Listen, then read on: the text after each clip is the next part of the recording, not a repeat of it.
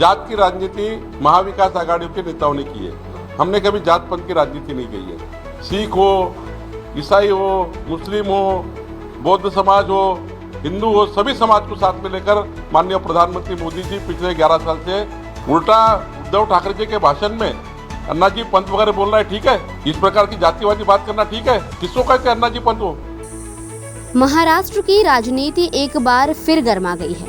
इस बार भाजपा नेता और प्रदेश अध्यक्ष चंद्रशेखर बावनकुले ने राज ठाकरे और उद्धव ठाकरे पर सीधा हमला बोला है।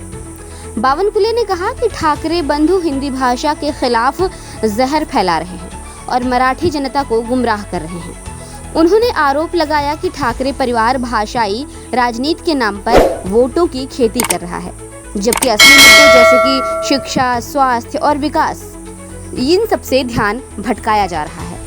आज देवेंद्र फडणवीस के नेतृत्व में महाराष्ट्र की सरकार बेहतरीन प्रदर्शन कर रही है। चारों ओर खुशी का माहौल है। राज ठाकरे के उस बयान पर भी बावनकुले ने प्रतिक्रिया दी, जिसमें उन्होंने हिंदी भाषा से नफरत जताई थी। बावनकुले ने कहा कि हिंदी विरोध करके कोई नेता बड़ा नहीं बनता, बल्कि ये समाज में जहर घोलने जैसा है। उन्होंने कहा कि ये सिर्फ बीएमसी चुनावों की वजह से किया जा रहा है। बावनकुले ने कहा कि राज ठाकरे अपने बेटे की सीट नहीं बचा पाए। वहीं उद्धव ठाकरे की पार्टी का क्या हाल हुआ, ये तो सबको पता है। उधर महाराष्ट्र सरकार द्वारा स्कूलों में हिंदी को तीसरी भाषा के रूप में लागू करने के फैसले पर मचे बवाल को लेकर भी बावनकुले ने कहा कि ये फैसला बच्चों के भविष्य के लिए है, ना कि किसी भाषा पर जोर डालने के लिए।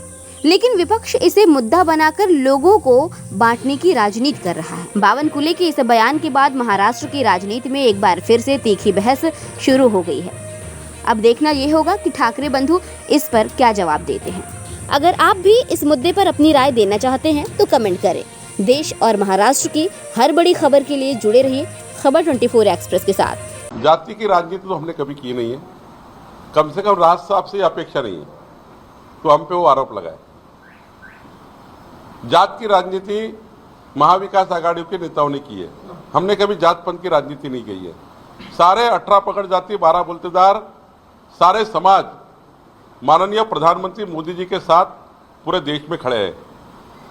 माननीय प्रधानमंत्री खुद ओबीसी और पिछड़ा जाति से आते हैं और केवल जात की राजनीति उन्होंने की नहीं है।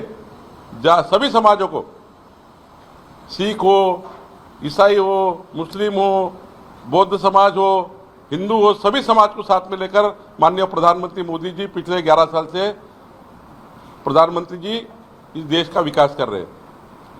बताइए राज ठाकरे जी को, बताइए एक उदाहरण जहाँ जात की राजनीति हमने की है। उल्टा उद्धव ठाकरे जी के भाषण में अन्ना जी पंथ वगैरह बोल रहा है। ठीक है, इस प्रकार की जातिवादी बात करना ठीक है? किसको कहते हैं अन्ना जी पंथ हो? एक समाज को गाली देने का काम वो करते हैं। जात की राजनीति तो राज ठाकरे के डायस पे हुई है। उद्धव जी ने जात की राजनीति की है राज ठाकरे के डायस पे। क्यों नहीं रोका उन्होंने? किसको कहा अन्ना जी पंथ? कौन कर रहा जात की राजनीति? राज ठाकरे जी को यह शोभा देता नहीं है। जात की राजनीति हमने कभी की नहीं है। और जात की राजनीति की होती तो देश का, महाराष्ट्र का 18 पकड़ जाति का पूरा समाज, सारा 353 जाति का ओबीसी समाज और सारा हिंदू दलित समाज, सारा मागासवर्गीय बौद्ध समाज, सारा आदिवासी समाज भारतीय जनता पार्टी के साथ नहीं होता। आज पूरा ये रिकॉर्ड निकाल के देख लीजिए। महाराष्ट्र में सबसे ज्यादा वोट्स आदिवासी समाज ने भाजपा को दिया। महाराष्ट्र में सारे हिंदू दलित और हिंदू समाज के सारे लोगों ने वोट दिया। सारे बौद्ध समाज के लोगों ने हमें वहां पर वोट देने का काम किया।